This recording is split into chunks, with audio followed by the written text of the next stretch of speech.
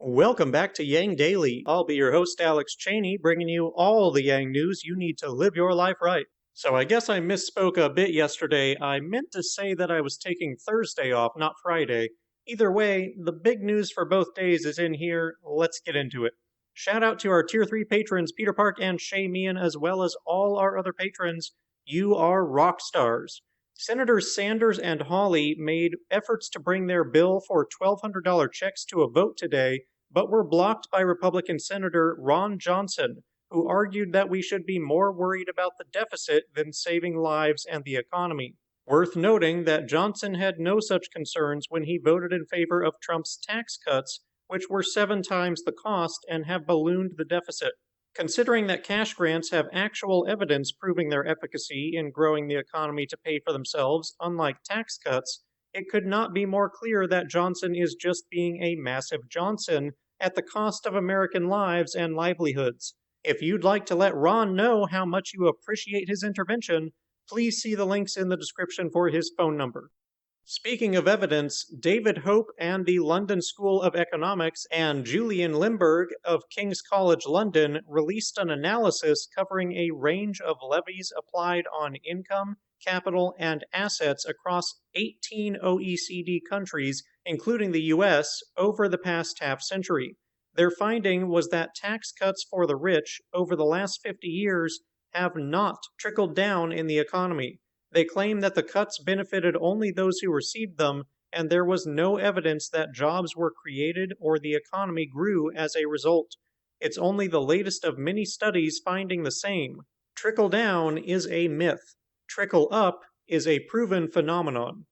The larger stimulus bill has also been delayed by the GOP, and in particular, Pat Toomey, by a demand for inclusion of language that would terminate emergency lending programs authorized by the CARES Act at the last minute. As we discussed when the Trump administration floated this idea before, it's an attempt to hamstring the Biden administration's relief efforts by preventing them from using the access set up by Congress to provide fiscal aid to small businesses and other agents in the economy, which could also include local governments. Congress will definitely have to work through the weekend and will have to pass a temporary stay on the annual budget bill to avoid government shutdown. The Yang Gang and other advocates for cash relief are currently trending the hashtag #WeAreTheEconomy with our calls for real stimulus checks. Progressives are leading a charge for Medicare for All in Congress. The vote to decide Speaker of the House is coming up soon, and a campaign has sprung up to demand that progressive members of the House threaten not to vote for Pelosi unless she brings the M4A bill to a vote. As I'm sure you know by now, I don't agree with Bernie's version of universal health care entirely, but I do agree with democracy. Every bill with significant support deserves to be voted on, and this new norm of the leaders of either house of Congress acting as dictators in deciding what gets voted on and what doesn't is toxic to democracy. To join the campaign, call on your representatives to hold Pelosi to account with the hashtag #NoMorePelosi. Jennifer Granholm has confirmed that Biden has nominated her as his pick for Energy Secretary. She will be responsible for enacting much of Biden's climate change agenda, particularly the transition to green energy and energy efficiency. Though she has some funding ties to utilities, Granholm has a strong record on clean energy legislation in Michigan. Moderna's vaccine has been approved by the FDA for emergency use and will begin distribution immediately. This one will be much easier to deal with as it has far less demanding storage requirements. We also need all the vaccine production that we can get.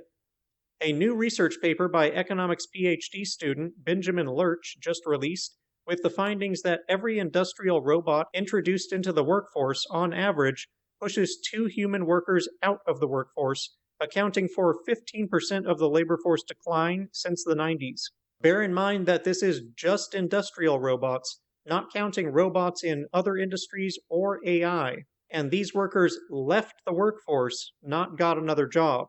This is what Yang talks about when he speaks of people being pushed out and never working again, and many ending up on disability or committing suicide. Similar studies have found even more dramatic effects, such as an MIT study which estimated 3.3 workers displaced for every manufacturing robot. Richard Ojeda, guest on Yang Speaks, rural politician, and ex-Army major, has started his own podcast called Airborne, and his very first guest is Andrew Yang. Richard has a vital perspective for the Democratic Party in connecting with rural voters, which everyone should be for, regardless of party affiliation. Ideally, both parties should represent all of us.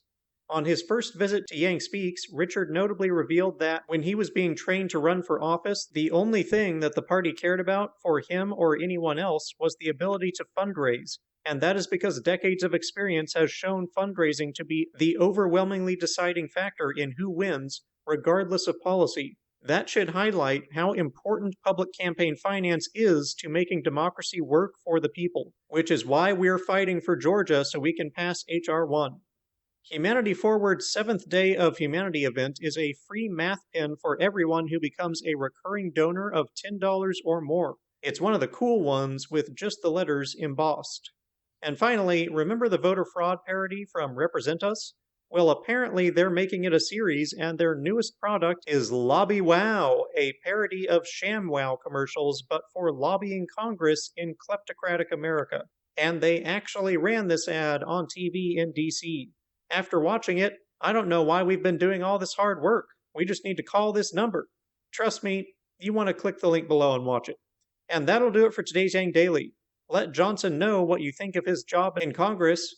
Bookmark and share the tax cuts study and the automation study. Jump in on the Twitter trends. Check out the Lobby Wow ad.